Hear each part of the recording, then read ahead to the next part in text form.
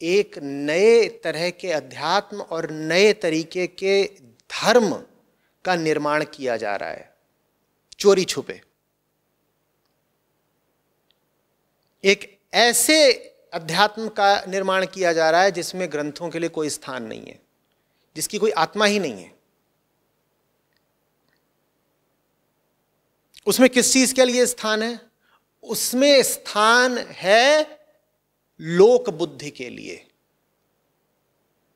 जिसको आप कहते हैं साधारण बुद्धि, कॉमन सेंस। उसमें वो बातें चलती हैं जो सब जनसामान्य को पता है।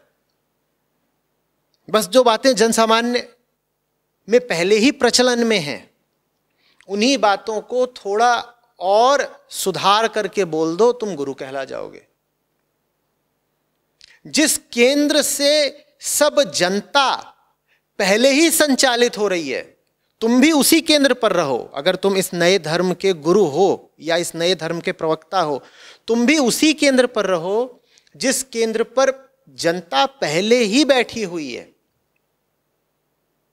बस बातें थोड़ी सी साफ सुथरी भाषा में कर दो। खबरदार कोई ऐसी बात मत बोलना जो किसी और केंद्र से आती हो, जो बात ही दूर की हो। उदाहरण के लिए, अगर तुम किसी कंपनी के कर्मचारी हो, एम्प्लॉइज के साथ बैठे हो, तो उन्हें यह सिखाओ कि कैसे उन्हें अपनी उत्पादकता बढ़ानी है, प्रोडक्टिविटी। धर्म का यह काम नहीं होता। न धर्मगुरु का यह काम हो सकता है कि वो इस बात पर सत्र ले, प्रवचन दे कि कंपनी के कर्मचारियों की प्रोडक्टिविटी कैसे बढ़े। धर्म का काम है मूलभूत सवाल उठाना। मूलभूत सवाल ये होगा कि तुम यहां काम कर ही क्यों रहे हो? क्या तुम्हें इस कंपनी में होना भी चाहिए? पर ये जो नया धर्म प्रचलित हो रहा है, ये तो भोग का धर्म है। ये गहरी, ईमानदार, खूंखार जिज्ञासा का धर्म नहीं है। इसमें शेर की दहाड़ नहीं है। इसमें तो सियार का अवसरवाद है, अपॉर्चुनिज्म।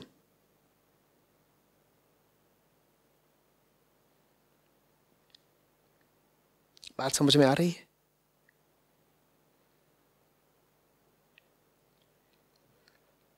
इस समय पर खास तौर पर सनातन धर्म के लिए बहुत आवश्यक है कि उसे इस नए धर्म से बचाया जाए जो बोलता है कि हमें कोई ग्रंथ वगैरह स्वीकार नहीं है। किसी भूल में मत रहिएगा।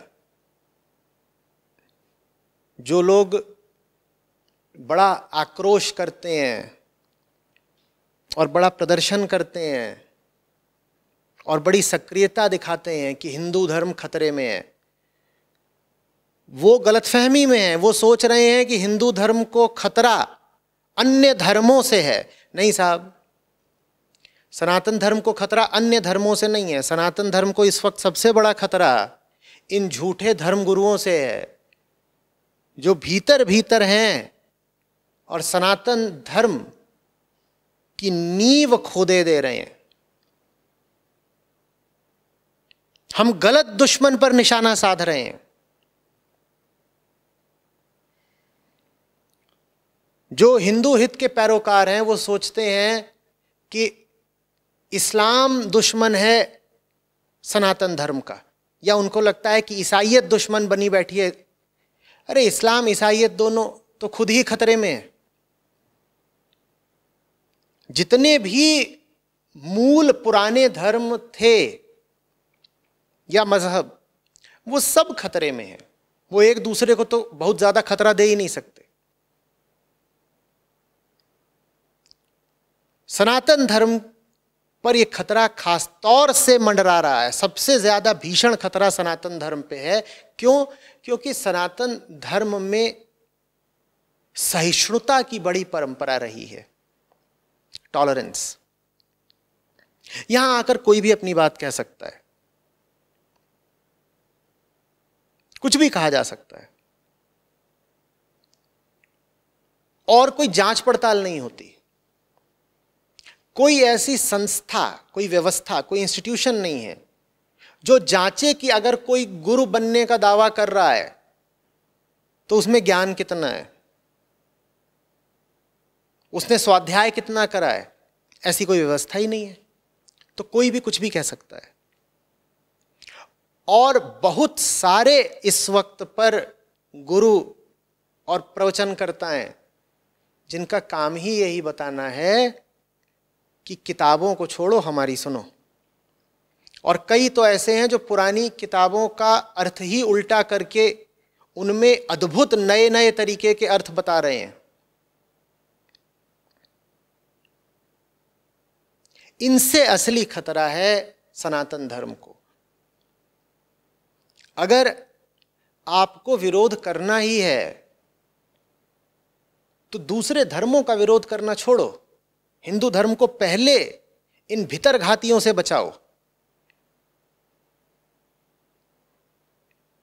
जो भी आपको व्यक्ति मिले जो कहे कि मैं फलाने धर्म का अनुयायी हूं लेकिन अपने धर्म की मैंने कोई किताब वगैरह नहीं पढ़ी है, समझ लेना कि यह व्यक्ति उस धर्म का अनुयायी ही नहीं है, ये वास्तव में किसी अन्य नए धर्म का मानने वाला है। उस नए धर्म को तुम सीधे सीधे नाम दे सकते हो कंजम्पशनिज्म। उस नए धर्म का क्या नाम है? हाँ, भोग धर्म, कंजम्पशनिज्म या ईगोइज्म, अहंकार धर्म, या हैप्पीइज्म, सुख धर्म, प्लेजरिज्म। यह है नया धर्म जो दुनिया के सब धर्मों, पंथों, मजहबों को खाए जा रहा है।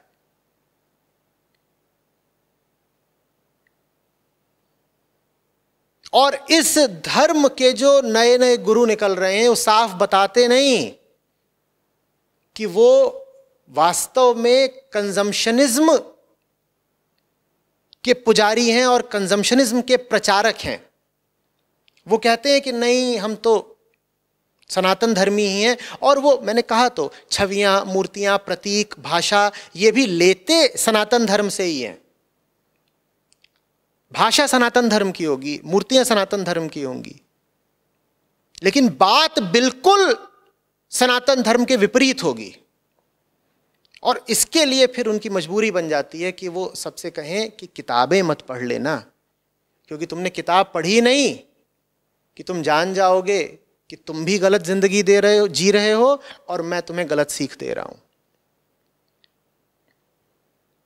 इस समय पर अगर संसार को बचाना है, और संसार तमाम तरह की आपदाओं से जूझ रहा है, ठीक है, इस वक्त पर जो तात्कालिक आपदा है वो कोविड बीमारी की है, लेकिन वो आपदा अगर टल भी जाए तो जो लंबा और गहन गंभीर संकट है क्लाइमेट चेंज का, वो तो सर पे लटकती तलवार है ही।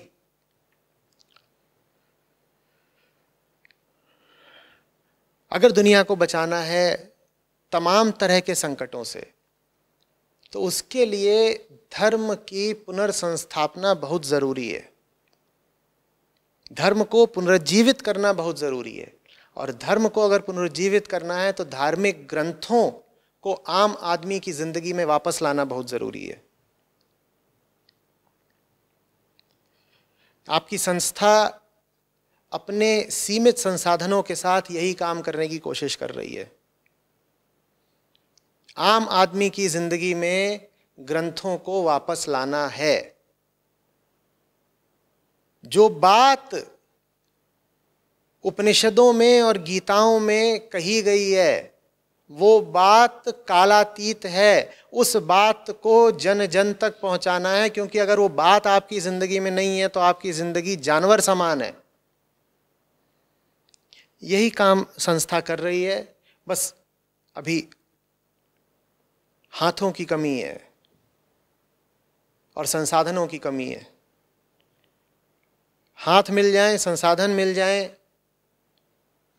तो देखिए कैसे